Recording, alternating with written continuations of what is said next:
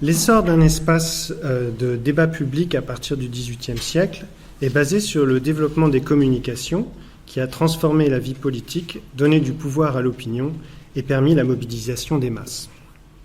La révolution des communications atteint tout le monde sur la planète et les relations intersociales doublent les relations interétatiques. Ce développement de la communication suppose celui des interfaces communicantes, journal papier, appareil radio, écran de télévision, d'ordinateur ou de téléphone.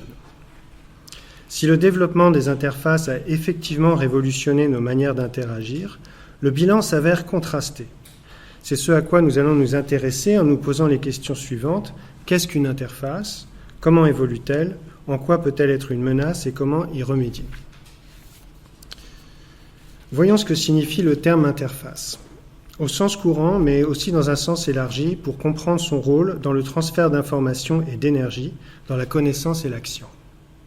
Au sens courant, une interface est la partie d'un artefact qui se trouve en contact avec son utilisateur et grâce à laquelle il peut interagir avec cet artefact. Il peut s'agir par exemple du clavier et de l'écran de l'ordinateur. Par l'intermédiaire de l'interface, nous agissons sur l'artefact et l'artefact agit sur nous. Mais l'interface ne permet pas uniquement d'interagir avec un artefact. Quand le pilote d'avion manipule différentes interfaces, il agit sur la réalité même de l'engin et pas seulement sur des signes. L'interface permet donc d'interagir avec un artefact qui lui-même interagit avec son environnement, si bien que cela revient à agir sur le monde par l'intermédiaire de l'artefact et son interface. Si l'on souhaite maintenant élargir la série des médiations, on peut décrire l'enchaînement de l'esprit de la personne avec son propre corps, ses prothèses éventuelles, les périphériques de l'artefact lui-même et son environnement. Ainsi, l'interaction de l'homme avec ses artefacts, par l'intermédiaire de l'interface, s'inscrit-elle dans la série plus large de l'interaction de l'esprit avec le monde. Nous pouvons alors considérer les interfaces comme des points de passage entre le physique, le mécanique et le physique. Entre le psychique, le mécanique et le physique. Par exemple, le cortex moteur permet au lobe frontal de commander le mouvement musculaire. Ici, le cortex moteur tient lieu d'interface entre le psychique et le physique. Ensuite, la relation entre la décision née dans mon lobe frontal et le mouvement de ma main par l'intermédiaire de mon cortex moteur peut être comparée à la relation entre le mouvement de ma main et l'ouverture de la porte par l'intermédiaire de la poignée de porte. Avec cette comparaison, nous voulons montrer que les interfaces sont insérées dans les enchaînements qui relient la conscience des hommes à leur corps, puis à leur instrument, à leur environnement et également, comme nous le verrons, aux autres hommes. Les interfaces ont évolué au cours du temps. La nature de l'interface utilisée transforme l'ensemble de la relation entre l'homme et le monde. Par exemple, on ne communique pas de la même façon au téléphone ou par écrit. Les révolutions qui ont eu lieu dans différents domaines des pratiques humaines sont liées à l'adoption de nouvelles interfaces. Walter Benjamin a montré comment les évolutions techniques ont transformé notre rapport à l'art avec l'apparition de la photographie et du cinéma. Régis Debray a étudié la contribution de l'évolution des médias aux renversements idéologiques, religieux et politiques. Bertrand Badi a expliqué que les nouvelles technologies ont remodelé les relations entre les peuples à travers les continents. Nous pourrions décrire longuement les mutations des sociétés liées aux transformations techniques. La façon dont les interfaces ont modifié notre rapport au monde dans la plupart des domaines se traduit par des phénomènes tels que la dématérialisation, par exemple la communication téléphonique, la virtualisation avec les fictions télévisées ou les jeux vidéo, l'accélération du temps et la compression de l'espace par les transports et les télécommunications. Ces phénomènes ont été critiqués pour avoir entraîné un rapport inauthentique au monde comparé au mode de vie passé. Dans ce cas, la dénonciation des interfaces et des écrans que nous avons interposés entre le monde et nous se conclut par des appels à limiter le pouvoir de la technique. Toutefois, comme l'a montré Gaston Bachelard, l'interface joue un rôle positif dans l'avancée scientifique. Les instruments, en tant que théorie matérialisée, filtrent les phénomènes pour aboutir à des données précises. La découverte scientifique s'effectue à travers un cadre qui constitue une grille de lecture rigoureuse. L'utilisation d'interfaces sophistiquées distingue la connaissance scientifique de la connaissance ordinaire. Par exemple, le chimiste étudie un produit purifié grâce à ses appareils, l'astronome scrute l'espace à l'aide du télescope. Si l'on tient compte des améliorations de nos modes de vie dues aux sciences, on ne peut que se réjouir de leur progrès. Comment d'ailleurs expliquer cet avantage des instruments scientifiques par rapport aux données sensibles ordinaires ? Les instruments scientifiques neutralisent notre subjectivité. Un mécanisme automatique se substitue à l'expérience directe et permet un enregistrement objectif et quantifié des faits, comme lorsque l'on prend sa température avec un thermomètre. La perception appareillée corrige ainsi la perception naturelle qui entravait l'accès à l'objectivité. Mais nous allons voir que l'efficacité scientifique et technique de l'objectivation instrumentale, en contrepartie, nous rend aveugles à certains aspects de la réalité. Le drone militaire, par exemple, permet à son pilote d'attaquer un homme sans risque et sans combat. Or, l'absence de face-à-face réduit la personne à un élément pathogène à éliminer. À travers l'interface du drone, la cible n'apparaît plus comme un être humain, la relation entre le pilote et sa cible est déshumanisée. L'homicide sans combat n'a pas attendu le drone. Le poison, le gaz et les bombes sont également capables de tuer de manière indirecte. Mais le drone associe un usage de l'écran que l'on peut qualifier de pornographique.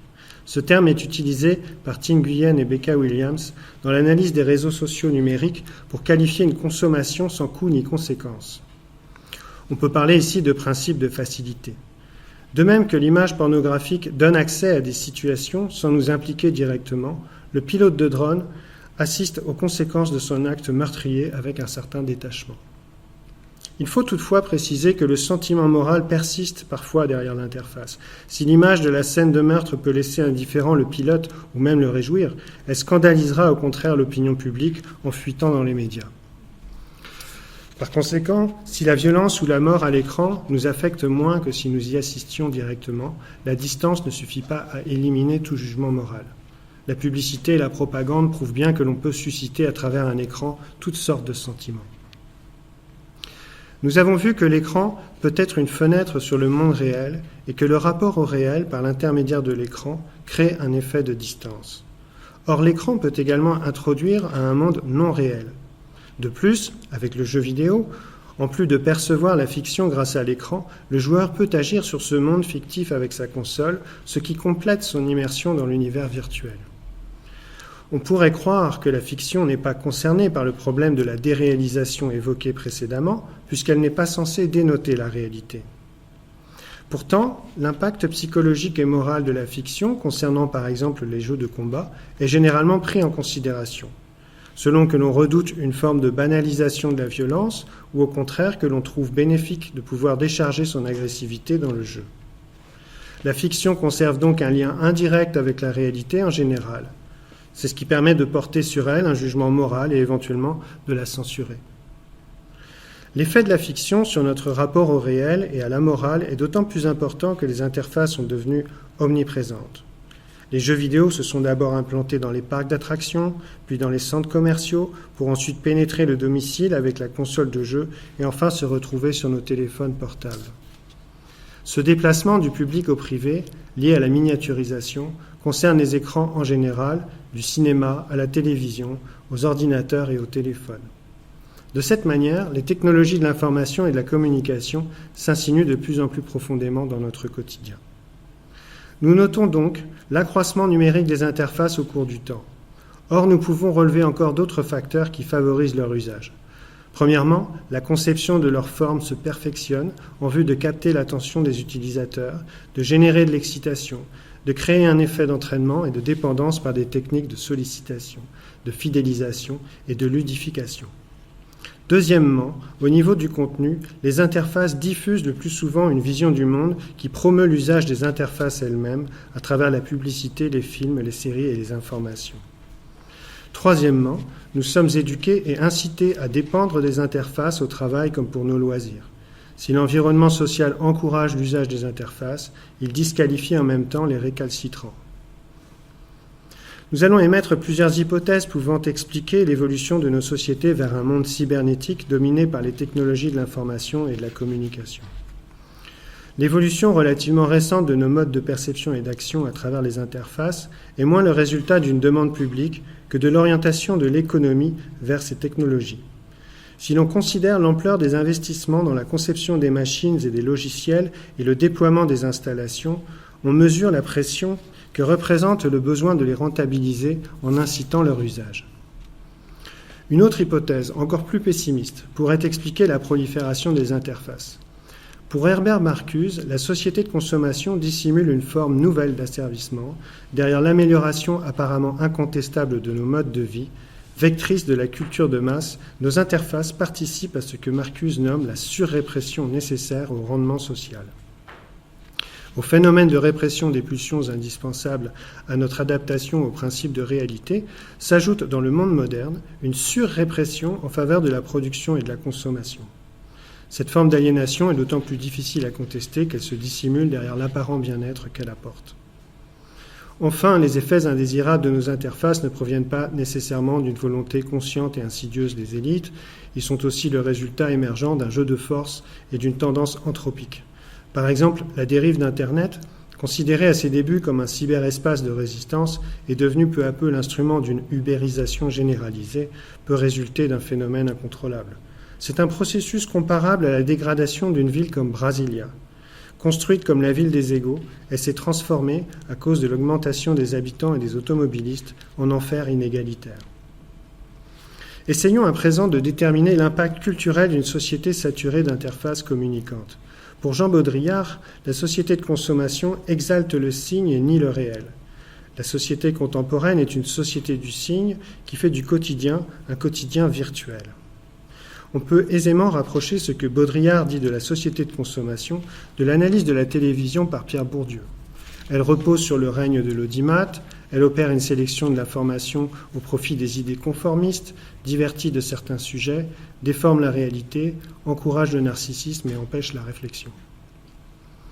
Ce détachement des signes par rapport à la réalité est assimilable à celui de l'argent par rapport aux choses. Le point commun entre le structuralisme de Baudrillard, la théorie critique de Marcuse et la critique de la valeur situationniste, c'est une analyse du fétichisme de la marchandise, simultanément monétaire et idéologique. Selon la critique de la valeur, la priorité donnée au temps de travail pour établir la valeur monétaire, indépendamment de l'utilité et de la nature de ce travail, contribue à faire de la valeur monétaire une valeur irréelle. L'activité réelle des hommes est transformée en travail-marchandise, mesurée en fonction du temps abstrait de l'interface horlogère.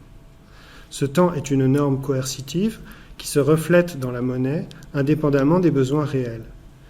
Ce qui caractérise alors le règne de l'abstraction dans la société marchande, c'est le fait que la valeur monétaire devient plus importante que la valeur utilitaire et que la valeur d'échange prime sur la valeur d'usage. Nous pouvons dès lors effectuer un rapprochement entre la valeur d'échange monétaire et la valeur d'estime liée à la consommation ostentatoire en tant que ces deux valeurs sont détachées de la valeur d'usage. La critique de la valeur monétaire rejoint la critique des interfaces comme média de la société du spectacle opposée à la réalité. L'approche pessimiste des interfaces que nous avons présentée laisse néanmoins place à des considérations optimistes. Il ne s'agit pas de jeter l'anathème sur les interfaces en tant que médias, messages ou signes, ni sur les noms, les nombres et l'argent. La question est plutôt comment éviter les effets pervers et garantir les effets vertueux en ce qui concerne l'usage de nos techniques instrumentales et symboliques. Nous avons vu que le risque principal est le décrochage par rapport à la réalité. L'interface ne doit donc pas faire obstacle à notre rapport au monde, elle doit être un pont et non un mur. Une première piste est empruntée à Gilbert Simondon. Pour lui, l'automatisme, en tant qu'il restreint le champ des possibilités, est un inconvénient plutôt qu'une qualité. La véritable perfection d'une machine est son indétermination qui permet l'ouverture à diverses possibilités. De cette façon, l'homme, dans son interaction avec la machine, au lieu d'en être l'esclave ou le surveillant, peut être un coordinateur et un inventeur. Simondon cherche à valoriser la complémentarité homme-machine et à éviter l'écrasement de l'homme par la machine. Il importe donc de bien saisir la différence entre l'homme et la machine, car c'est ce qui permet leur complémentarité dans leur couplage au niveau de l'interface. Une autre piste intéressante, valorisant les effets vertueux de l'interface, nous est indiquée par Michel de Certeau. La réappropriation est une façon d'échapper au moins partiellement à l'assujettissement.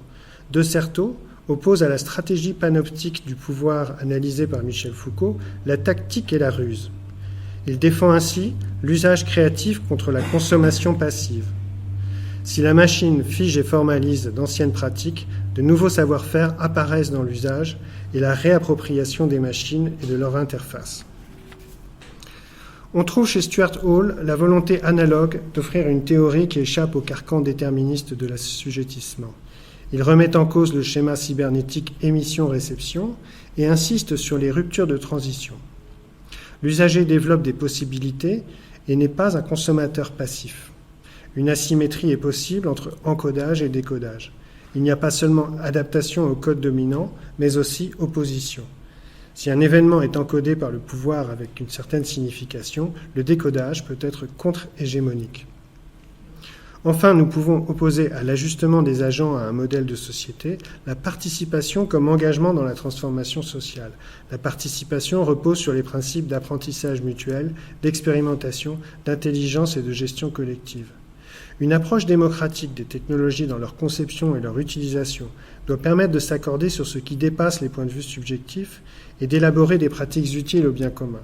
On peut s'inspirer pour cela des théories du réseau d'acteurs de Bruno Latour, de la rationalisation démocratique d'Andrew Finberg, de la coordination négociée de Pat Devine, du mouvement coopératif, etc.